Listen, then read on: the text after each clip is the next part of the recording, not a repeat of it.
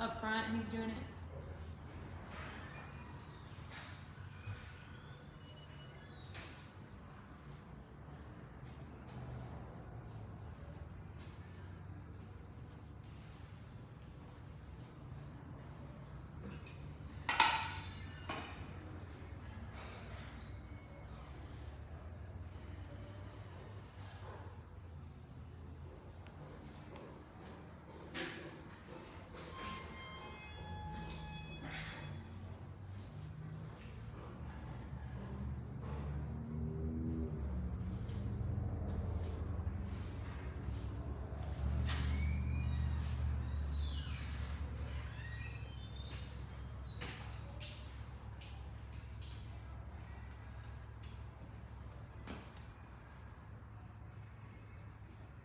Welcome to TNT Tuesday. It's our second edition.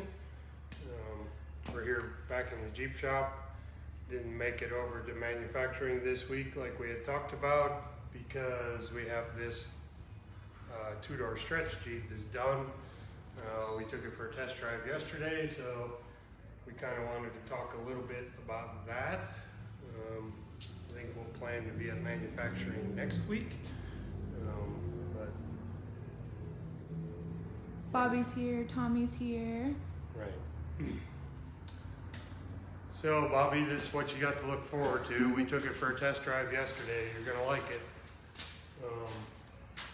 Unfortunately, we got it dirty because we have a week of rain, potentially even snow later in the week.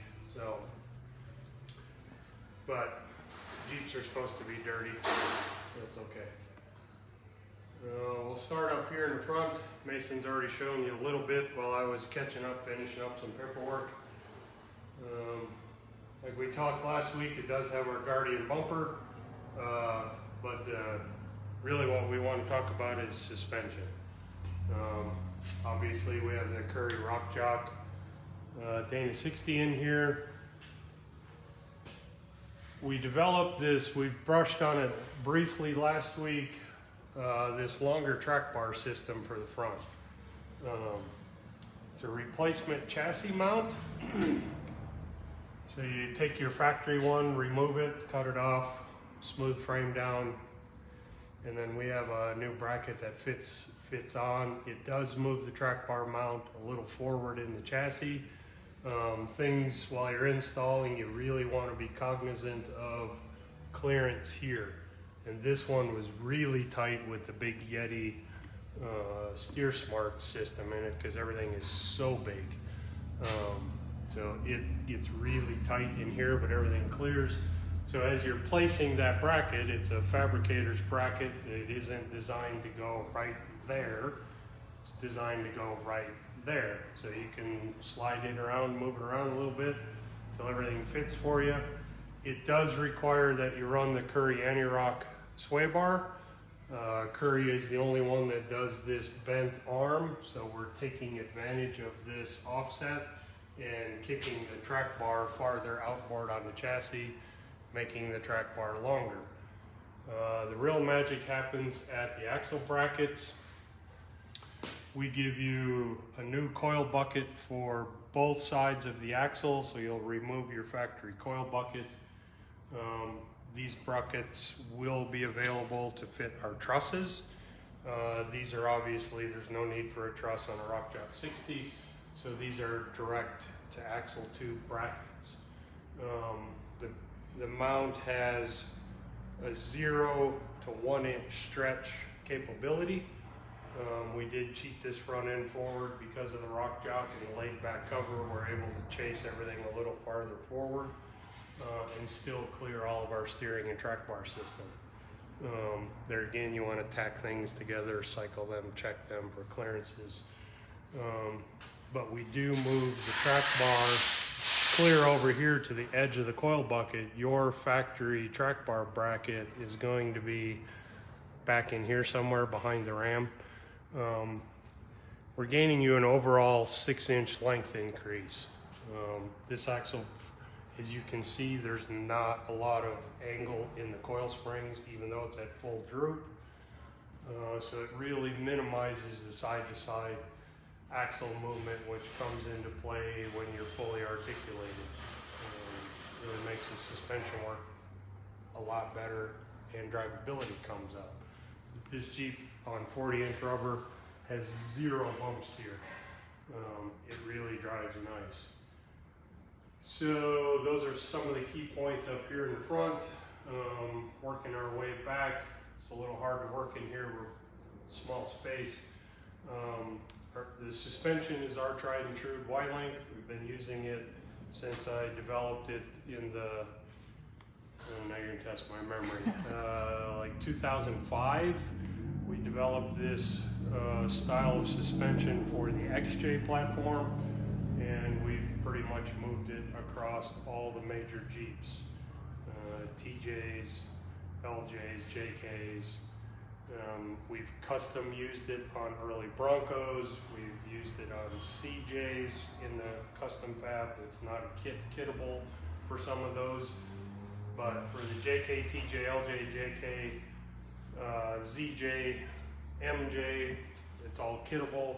Sell it over on our website at TNT Customs. So the JK is a little different in that it comes with a removable transmission mount. It's a 3-piece design, so the suspension stays in place. You can drop the center of that cross member out for servicing, transmission, major repairs on drivetrain.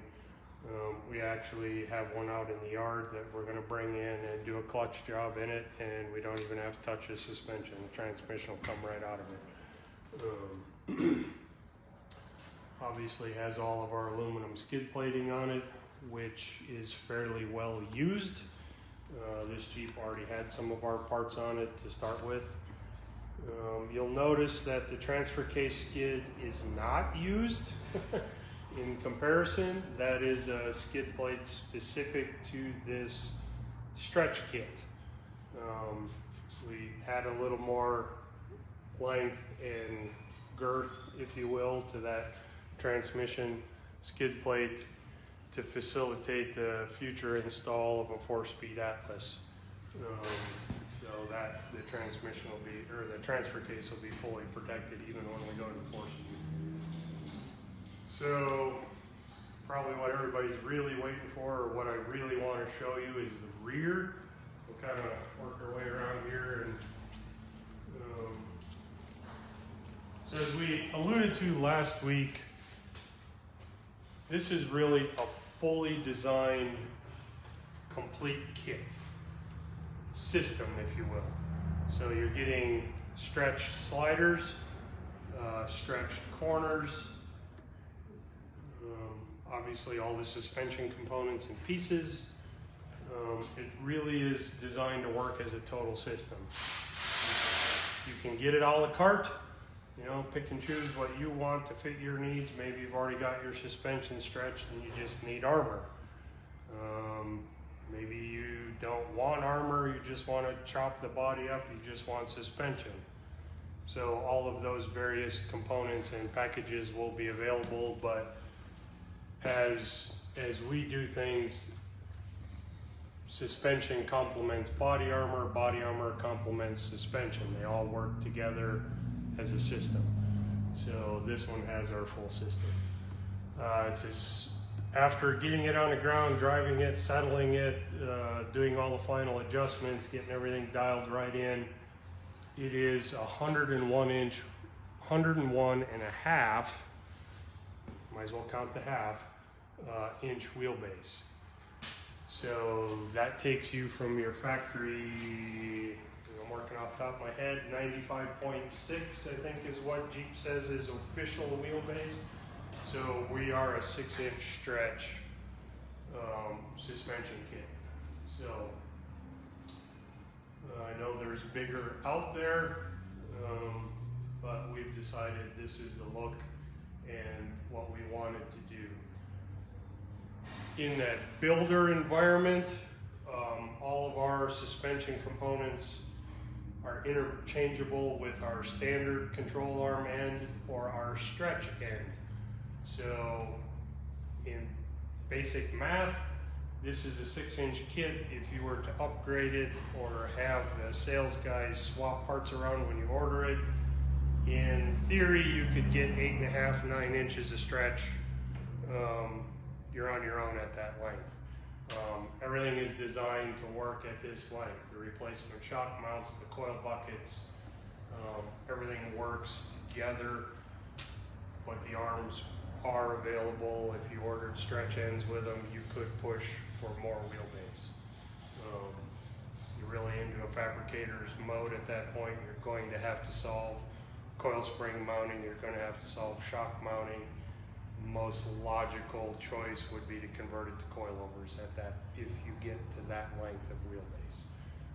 Body armor can't help you other than send a blank corner, and you can cut to your heart's content.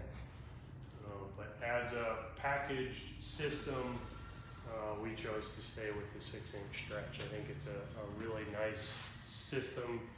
You know, we're out here in the West, we need maneuverable vehicles. 101, 102 inch wheelbase is, in my opinion, about perfect. There are places a longer wheelbase is required, but as a general rule, overall wheeler, this is a really bitchin' Jeep. It's gonna work really well. I don't know if Mason can see it or not, it's pretty dark. But we can start here in the back. So again, the Curry Rock Jock 60, this one in a full float configuration. You know, all typical Dana 60 stuff. 35 spline ARB, 35 spline shafts. It's a 8 on 6.5 conversion. Curry's truss or bridge. And then our 3-link mount fits directly onto that bridge. Real simple for you guys at home. We give you coil buckets, bump stop pads that have the e-brake tabs built into them, lower control arm mounts with the integral track bar mount, sway bar mount, and shock mount. We raise to get suspension geometry where I wanted it. The mount, a factory mount, is probably 2 inches longer than this, so we gain you some ground clearance, tuck the shocks up a little bit, raise that lower control arm up as tight as we can get it, which improves suspension geometry.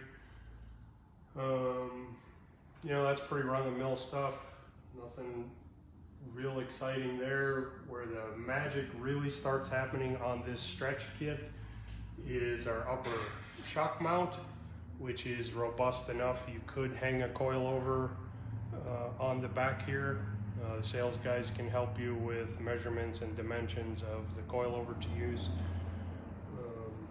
That will be optional as an option, or available as an option as we get this all built and put on the website. This customer chose to stay to a traditional coil spring and shock configuration, which is really a good budget-minded avenue for most people. You know, the social media and things of that nature tend to make everybody think you need to have coilovers. On a true trail rock rig, it's debatable. Can't beat a simplicity of a the coil spring and a traditional shock. It's simple, it works well. So in addition to the upper shock mount, the rest of the magic happens in a replaceable upper coil bucket. We have you take all the factory stuff out. Basically, you're stripping this to a bare frame. All the factory pieces go, so everything is replaced. And the primary purpose for that is to bring the upper coil bucket back in line with center line of the axle tube. No offset coils, like some of the other stretch kits do. When you offset the coil that far off of center line of the axle, the spring rates pretty much go in the toilet. So we have this Jeep handles, drives pretty much like a stock or mildly lifted two-door JK. because we maintain the spring rates. So it's not for the faint of heart. There is a lot of cutting and welding, grinding, cleaning, that sort of thing. There's a lot of welding going on. You're moving a lot of brackets. But the age-old saying is nothing in life is easy. So if you want good results, you're gonna have to put in the work. We have a customer, he's on with us right here, Bobby. He's one of our train masters out of Indiana.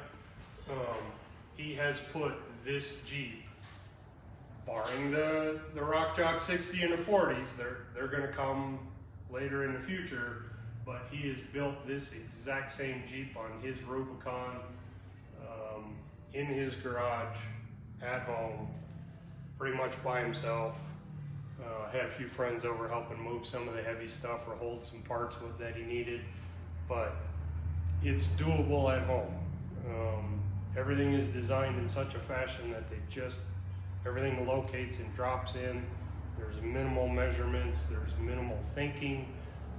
We try to take care of all of that here in the design, so you guys can just put your Jeeps together and go play. So, and I don't mean this against Bobby, but if Bobby can do it in his garage, you can do it in your garage as well. You know, Bobby did an awesome job on it. He's been sending me a lot of pictures. We've been communicating a lot.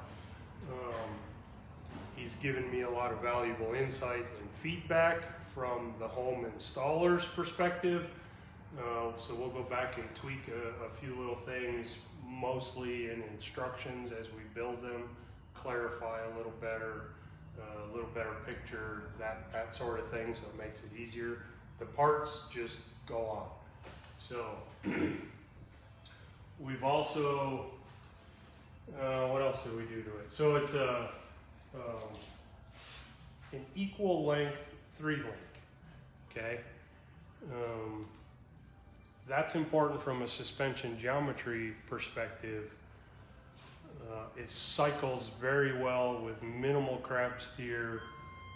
You're always going to get some crab steer out of a 3-link. There's just no way around it. But our long track bar system, we've been doing that here in the custom shop for 4 or 5 years already. It's proven that that's part of the magic. The other part of the magic is our upper control arm mount is Frenched into the frame, so it allows you to run the high pinion differentials. You know, the Dynatrack, the Curry, Ford 9-inch, if you can still find a high pinion center section for a Ford 9-inch. Because drive shaft length in a 2-door is critical. So the more drive shaft you can get at a less angle, better everything works. So that was one of our design requirements, was to be able to accommodate the high pinion differential. Evap canister relocation is included in the kit, so we maintain emissions legalities. Your individual results may vary. Depends on where you are. California, good luck. But it is all there, it is all functional. Minimal modifications, just some basic hose rerouting. Once the bracket is installed, it is serviceable. You can take the canister out if you need to. So we try to keep all of those things. That's one of the reasons we we stayed to the 6-inch. And I know we showed you that last week, but we maintain all of the factory gas tank plumbing. Nothing is altered. So the emissions people should not be able to give you any grief. It's all there, it's all as the factory. It just plugs into our bezel that we use, which is a YJ bezel. That because the JK one is so big in diameter, the YJ is nice and small and compact. That's how we were able to shift the axle back and not have to alter any of that. We use the Max-Built Trail Tail taillights in our corners. They will also fit the off-road only trail tails. Kind of is a builder's choice. We tend to drift towards the Maxville Trail Tails as a personal choice. The off-road only is a good product as well. Has our license plate relocation kit on it, because obviously there's not really anywhere to put a license plate anymore. Our bracket is unique. There's a lot of them on the market. Most call them tramp stamps. Not a fan of that name. It is a license plate relocation. It maintains your factory vent because our license plate mount is raised. So you just plug it on where your factory tire carrier used to was. Does not interrupt the vent. If you're running a hardtop, that vent is critical. It relieves pressure so you can shut the doors without having to slam it. You know, some companies just have you delete that and plug the hole with their thing. You know, we tend to do things a little more complicated, if you will. It also has an integral CB race radio. It's got a mount on it. You can plug on whatever you want. Most people put a CB on it. I know a lot of people are starting to transition to the race radios. You get a nice place to put your antenna. You can also put a flag on it if you're required a flag at your local OHV area. Most sand dunes require a flag. It's a great place to put a flag. It's all 3/16 aluminum, fully TIG welded. It'll take a 20-foot whip with a flag on it all day long. Our Guardian bumper, tried and true, been out for several years. This is the latest version. We've switched over to the KC Highlight, the KC lights, they're little spots. Very simple installation. The lights we used previously were a little cumbersome to install. These are stupid simple. A little better price point, same amount, if not better lumen. So it's a really nice light. And the round light kind of has a styling cue ties to the round tail lights. Definitely help you on the trail. They're on an angled part of the bumper, so they're technically angled down a little bit. Works real well for those late night trails when you got to back up and can't see what's behind you. So that's pretty much this Jeep in a nutshell. And I know you're probably all tired of looking up at it, so let's put it on the floor so we can actually see what it looks like at ride height.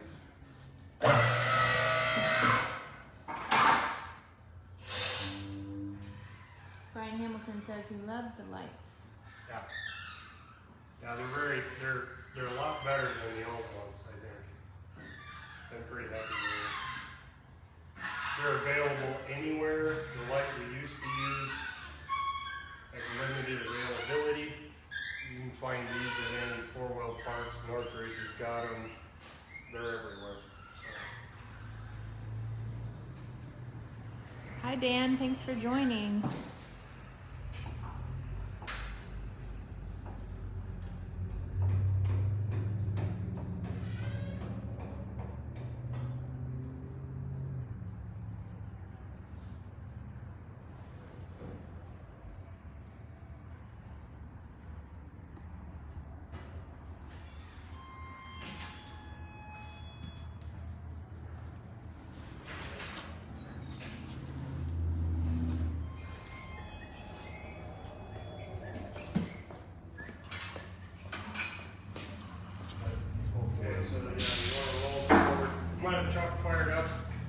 Get it away from the lift.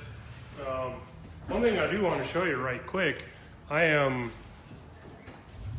a whisker over 6 feet tall, so I'm officially 6 foot. With my shoes on, I'm probably 6'1". This Jeep on 40-inch rubber will still fit in a 7-foot garage door, so it's not overly tall. It has, well, when we get it back, we'll open the door so we can get some better light. It's currently not raining. So we'll take it outside and do some more walk arounds. Go ahead, truck fire.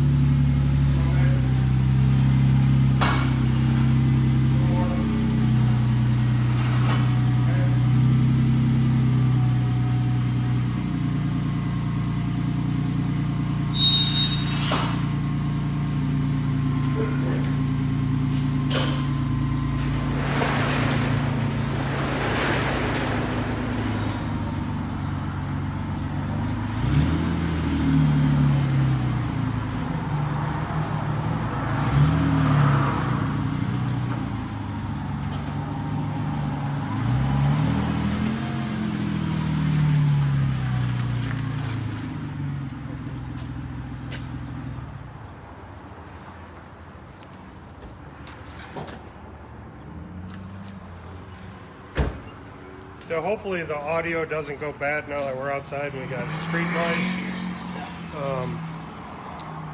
So you can see, like I said, it's a fairly short for a 40-inch tire Jeep.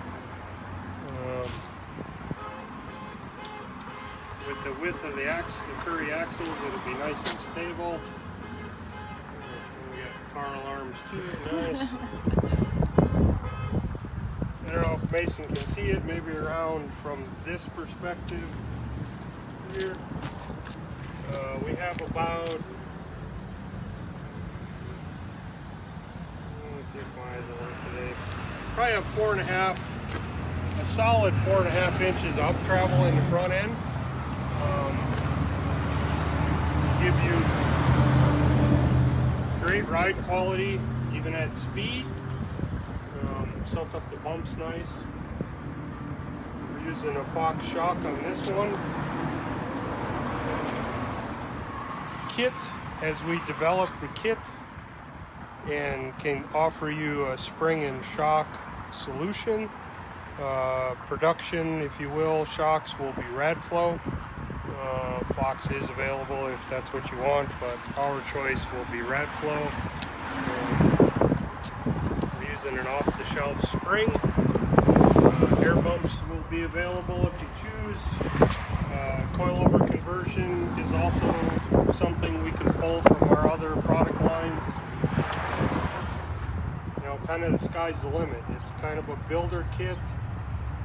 So you got to tell us what you want, and then we can package it all up for you. The rear, similar. We have 4.5, 5 inches up travel in the rear. Currently, I think the rear sits a little tall, but the Jeep is stripped. He doesn't have any of his trail gear in it. They're brand new springs. So the rear will settle down a little bit once it gets loaded up. So very balanced suspension, similar droop and up travel on both ends of the Jeep.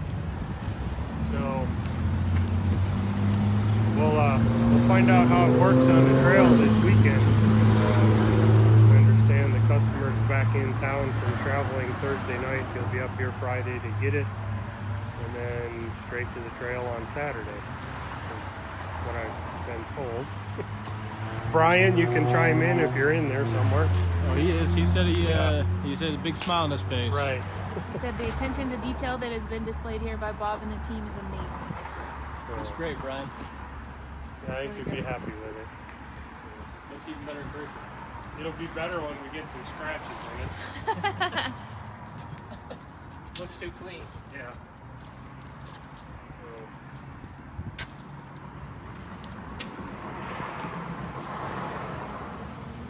Well, if there's nothing specific anybody wants to see or whatnot, we're going to come inside because it's cold out there. Bring it back in? Yeah, I can sit out. I'm going to drive it again. And now that we made the rest of our adjustments.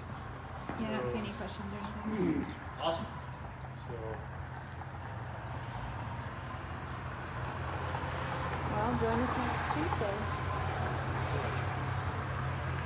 we probably talk about this little four-door for a minute since we're in the shop.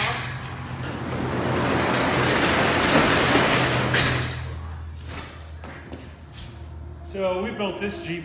It used to be one of our employees, our production manager years ago, and then him and his family decided they needed a pickup truck, so it was sold, and another fella down in Colorado bought it, and he still brings it back here for maintenance. It's essentially in for maintenance. Maintenance is key. You know, if you own a vehicle or a Jeep that you wheel, and this Jeep gets wheeled, you gotta do some maintenance now and again. So we're doing a little shock valving work for them. Adding a PSC power steering cooler kit, you know, just some minor stuff. This one has the Dynatrack axles in it, Radflow shocks like we talked about earlier. In this case, the twin tube bypasses. This Jeep will get with the program in the dirt. It rides really well.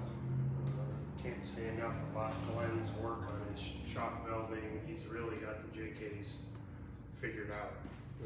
This Jeep's a lot of fun to drive. It surprises quite a few people that are on coilovers because it's right behind them all the time.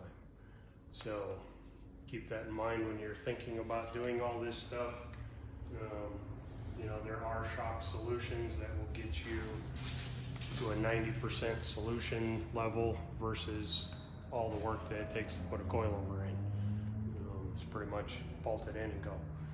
So this one also has our long track bar system in it.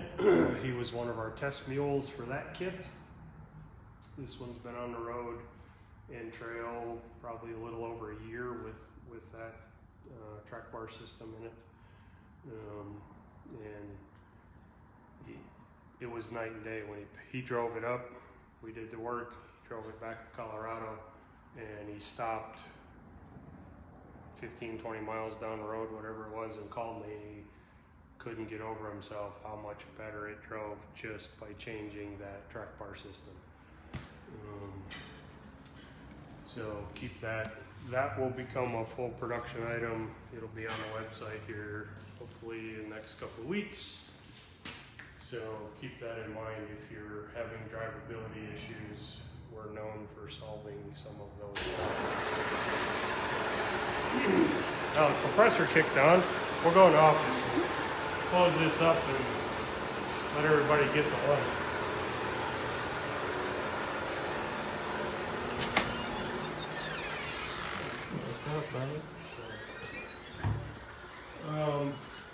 I guess that getting towards the end of TNT Tuesday.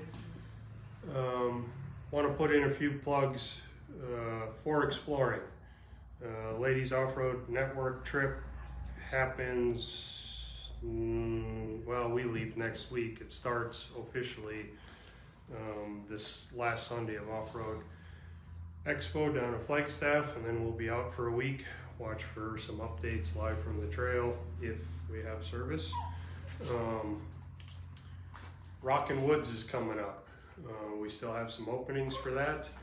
It's in the Black Hills of South Dakota. Happens 4th of July week, June 30th through July 5th, I think. July 4th. The 4th is a Thursday, so it'll be July 5th. So that's a base camp event. We stay in one place all week and we do day trips. Never wheeled in South Dakota. This is a great opportunity. It's a small group, limited to 15 Jeeps.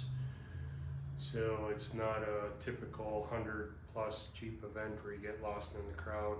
You'll actually be able to keep up and stay in line and have a good time with all the rest of the participants. I'm old and tired, but I can run back and forth on 15 Jeeps without too much trouble.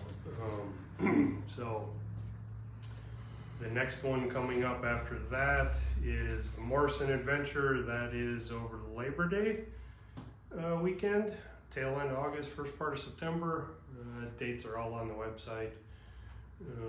That one's more of an overlanding style. You don't need a lot of Jeep. You need a lot of nerve. The Morrison Jeep Trail in northern Wyoming, southern Montana makes Black Bear Pass look like driving to work on Monday morning. 27 switchbacks. There are a few that a four-door JK will struggle. They are really tight, and this trail itself is very narrow. It's a good time. We'll definitely keep your attention. Once we get off the Morrison, we'll be camping in the backcountry for a night, and then make our way into southern Montana. There's a couple more trails up there we can do. It's just a weekend. It's a 3-day trip, not a full 5-day trip like our normal adventures. Do yourself a favor, if you have some extra vacation, talk to your boss, take a couple extra days, because you are a stone's throw away from Yellowstone. And it would be a shame not to at least drive through part of the park on your way back home. fall is spectacular in Yellowstone. The animals are moving, the crowds are down, which is a good thing. So keep that in mind if you're wanting to book that trip. And then we start into our big fall trips. So since this is TNT Tuesday, our flagship trip, it's led by me, so it's kind of a for exploring deal, but it is primarily a TNT event. This will be something that turns into an annual event for TNT. It's called Last Man Standing. We start on the western slope in Colorado, we end on the Front Range. It's about 650 road miles. We wheel every day and move to the next location yet that day. So we're in the next location to start the next trail the following morning. It is a test of man and machine, woman and machine, if that may be the case. You need to be a good driver, you need to have good equipment, you need to have spare parts that your rig is prone to breaking, if there are any. You have tools on board to change those spare parts. You must have a spare tire. There's more information on the website. Mason and I are going to go through and clean that up a little more and give you a little more tidbits and whatnots on that event. It's not necessarily for the faint of heart. It's going to be long days. We do have to move every day to keep on schedule. It is a no trailer event. You're welcome, if you live out east, you're welcome to trailer out. But we will park trucks and trailers and then take off in the Jeeps from there for a week. Kind of old school, back to when I was a kid, we would throw our gear bag together and jump in a truck or a Jeep and just go on a road trip. Same kind of thing. But we're gonna up the ante a little bit and actually put some hardcore wheeling in there.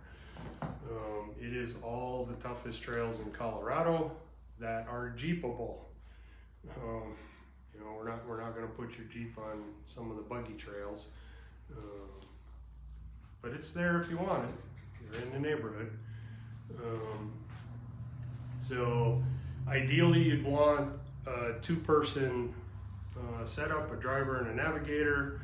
Whether you swap back and forth, that's up to you, but you're going to want a partner, somebody that can help fix if needed, can drag winch cable when needed, and it's just a lot more fun with somebody sitting in your right hand seat. So I'm all right with you. Get some buddies out there, get together. Good way to split the expense, fuel and food and everything that we're going to run into for the week. It's six trails in 7 days. So we will do everything from desert to tundra. We'll be above the tree line and we'll be down in the desert. So it's a little bit of everything that Colorado has to offer. It's going to be a hoot. It is limited to 8 Jeeps, plus mine and Chuck's. So we'll have 10 total. So we've already got 3 or 4 guys that are very interested. 2 are committed out of Minnesota. Thanks, Frenchie and Casey. Frenchie and Casey, if you have any questions, shoot me an email. We'll start getting all of that nailed out. So we're down to 6 open spaces because the Minnesota guys already claimed 2. So you want to get in on this, you need lockers in both ends, 37-inch rubber minimum on a short wheelbase vehicle, 4-door JKs, 40s, and tons. 40s on stock axles will not make it. So you want to have a fairly built vehicle, something you're not afraid to put a scratch in. We're not purposely going to destroy it, but we are wheeling real deal trails. Damage is probable. Just depends on how clean of a driver you are. So that's enough on Last Man Standing. Stay tuned. We'll have some more social media stuff coming out on that in the next couple of days. And the last one for the year is Fall Adventure. back to more overlanding style wheeling. You don't need a big monster Jeep. Rubicon, JK Rubicon on 35s is probably overkill. This year we've got a new route. We'll be starting in Green River, Utah, and working our way through the San Rafael Swell and down into Canyonlands. Lots of history in that area, spectacular scenery, great canyons, great vistas, several river crossings. If you like outdoor adventure style wheeling for a week, that is the trip for you. Weather will be beautiful. Good Lord, we can change that, but typically that time of year the weather is just phenomenal. So that's there again. Check out forexploring.com. Drop me an email at info@forexploring.com. I'll get back to you as soon as I can. I do work all day, so I'm not sitting at a computer. And other than that, I don't think we got anything else to talk about this week. So yeah, other than everybody back on that side of the camera is going, we're hungry. So it's time for lunch. Thanks for tuning in. It's our second TNT Tuesday. We'll try and keep doing these. And Chuck and Mason will probably pick up the slack when I'm out on the road. But we'll be back again next week. My last day on the planet being 52, because my birthday is on a Wednesday. So TNT Tuesday next week is. So you're making cake in the cast iron? We'll cook next week. I'll make myself a birthday cake and let everybody share. So we'll see you next week on about noon Mountain Standard Time. There again, we mentioned this last time. If those times don't work, let us know in the comments. We can try and adjust to accommodate you East Coast folks now that it's 2 o'clock in the afternoon. Or the West Coast folks, that's only 11 o'clock.